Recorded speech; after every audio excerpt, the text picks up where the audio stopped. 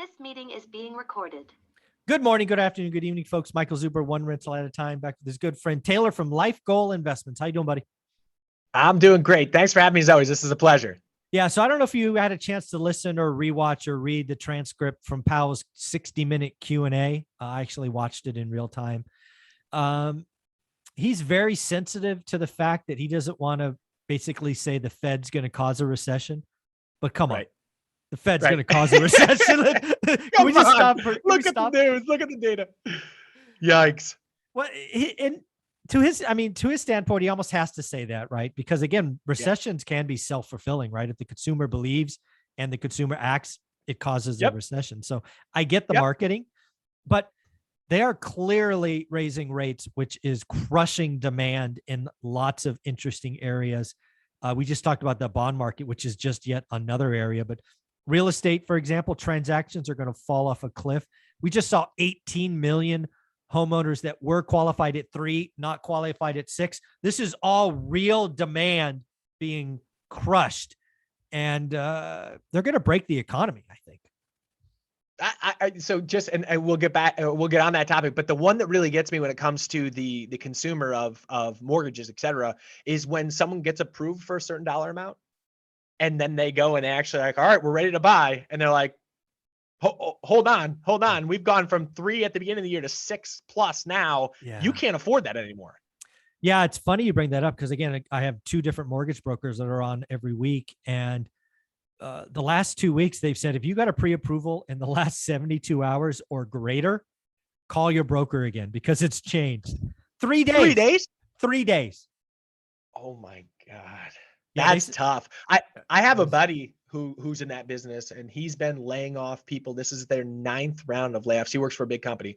9th round of layoffs. He's like, I'm on the phone all day, every day, laying people off. And I'm like, jeepers. And he's like, yeah, we hired on the one side and immediately flipped the coin and started laying off on the other side. And it's just because it's been so darn rapid.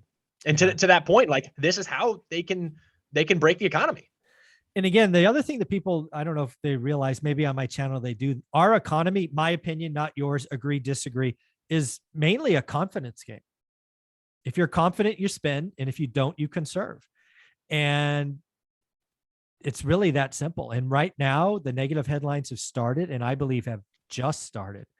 Then you get the layoffs, right? They've been kind of concentrated, right? Mortgage for sure, maybe some high tech. I think it's coming around the corner, and I think consumer is, and again, dude, that consumer sentiment, 50.2, Michigan. Oh, Michigan, the Michigan report. It's the lowest it's been since 1952. They started that. Ever. Full stop. And we talked about this a little bit too, but the small business report, the small business sentiment, NFIB, lowest ever. What? Ever? Worse than 2008? Ever? This just shows you that inflation and inflation wearing on people is such a meaningful tax, and we're seeing it play out right now.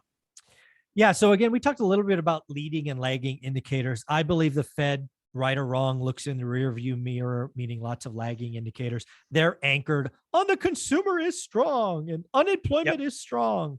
Yeah.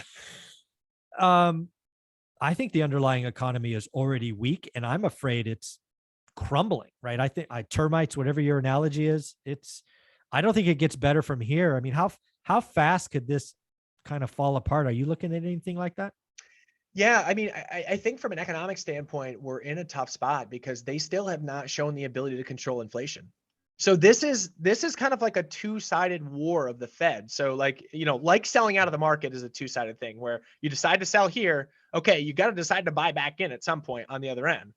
When the Fed cuts rates on one side, they have to look at that and say, at some point, we're going to have to raise them on the other side. What they did was they just cut and stayed low too long looking backwards. Yeah. And so they've gotten themselves in a position now where they're backed up into a corner. Not only did they cut rates and keep them low for too long, they were buying mortgage bonds to support the housing market in a year where houses were up 20% year over year. That was so stupid. What? So wrong. So like, and you're right in hindsight for sure because of the stickiness of inflation.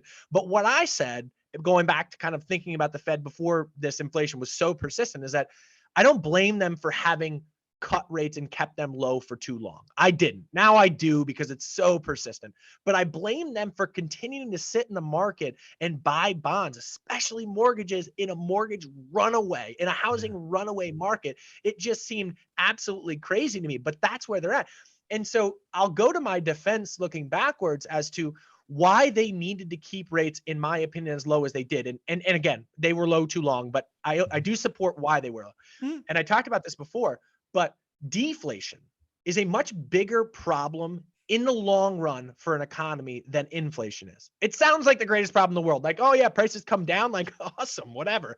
But what we experienced, or what places in the world like Japan have experienced in the past, they were in a deflationary spiral for 30 years. And their economy was stagnant and backwards for 30 straight years.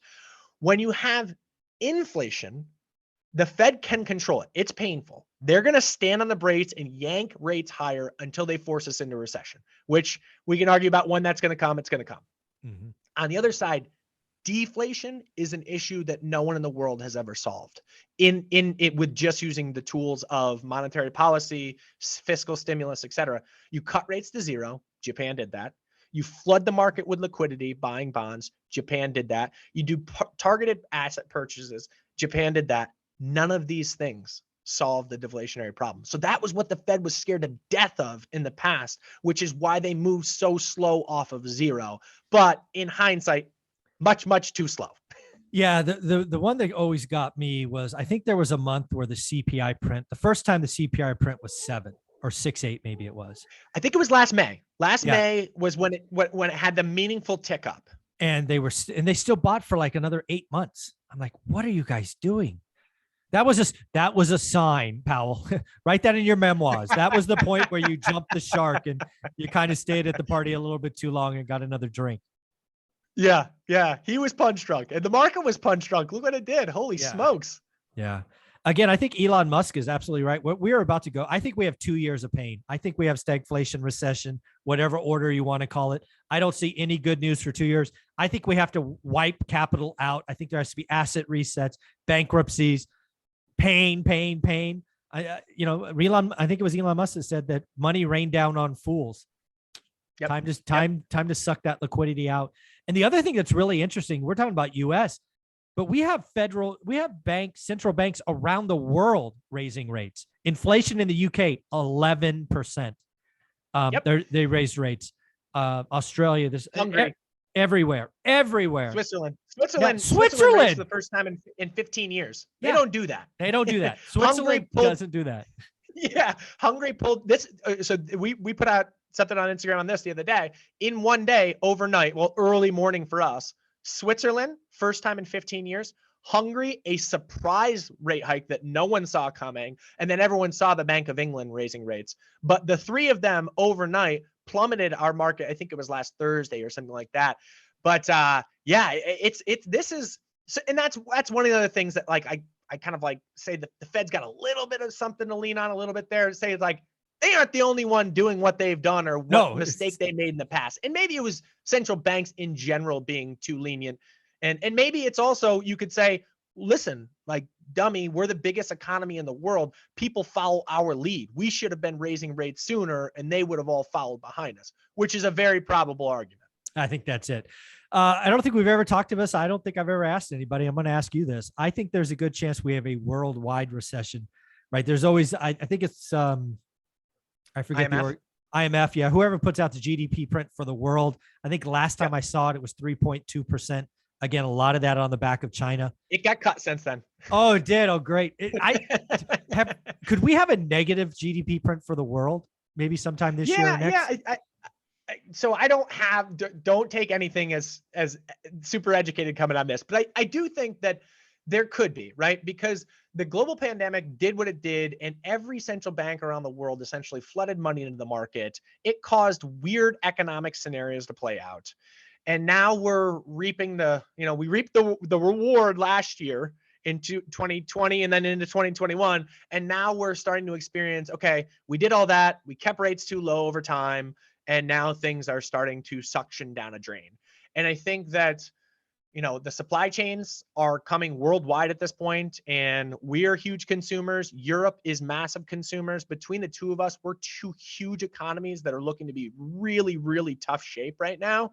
I don't think it's impossible to see that. So we'll see, and we'll see how much higher rates can get, because on the other end, what's going to happen around central banks around the world is they're going to have to start cutting them. So we're just trying to put this is the bad analogy in the times that we're in, but like bullets into the gun so we can release them. Again, I just don't know how else to say it, but you get what I'm saying there. We just trying to put rate hikes back into our ability, quiver or arrows cuts, or whatever. Yeah, back into our quiver so we can take them out when we need them, because we're going to need them. Yeah, I think, again, somebody who studied worldwide economics for 30 years, historically speaking, we haven't had a worldwide recession because where one country or region is weak, the other is strong, right? Kind of balanced itself out. But I think there's a very good chance, because again, I don't see how I think Europe is in a recession. I mean, 11% inflation in the UK. What's going on in Germany with gas and oil, really, really tough stuff. I think Asia, for all intents and purposes, probably in a recession. I don't believe the numbers coming out of China, first off. Right. And then I don't feel good where we are. So. Europe, the problem with Europe is that they are so, and you just mentioned it, but the oil dependency cannot be overstated with Europe. They don't have oil. They just don't, right? Yeah. So they don't have it. They have to bring it all in from somewhere. They're now firing up coal plants. We're talking about environmentalists, and like, how do you blame them necessarily? Like, I get that it's not good, like, but environmentalists and like, I wonder if the environmentalists are like kind of somewhat happy about high oil prices, because high oil prices will curb production. Absolutely. Or will curb consumption, demand, right? So like, on one hand, maybe there's a silver lining to all this, that like our emissions should tick down, but not if Germany starts firing up coal plants. That's the dirtiest of the dirty. Exactly. Well, great. Oil demand's down. Coal usage is up. Right. Yeah. What we need to do, and this is not a political thing, this is not anything, is like, natural gas is the cleanest form of dirty energy. Mm-hmm. So if we're going to use dirty energy, oil, whatever it is, we need to start to convert as much as we can to natural gas. We certainly don't want things to be going coal. And this is nothing against, I lived on the Kentucky border at one point, so I know they're huge coal proponents, et cetera. But like, that's not the environmentally conscious way of doing things. Natural gas, it's not wind, it's not solar. I get that's not water, it's not hydro, but that is the cleanest of the dirty. Yeah, we just can't flip a switch. Everybody would love to flip a switch to renewables. It's not how it works. Yep. We need to get there over time. It needs to be a plan. It needs to be coordinated. Oh, tough stuff. Well, where can people find you? We could go at that one. We could go at that one a different time if we wanted. Yeah. Let's do that one. Let's do that in its own topic, because that could get twisted. Taylor, where can people find you?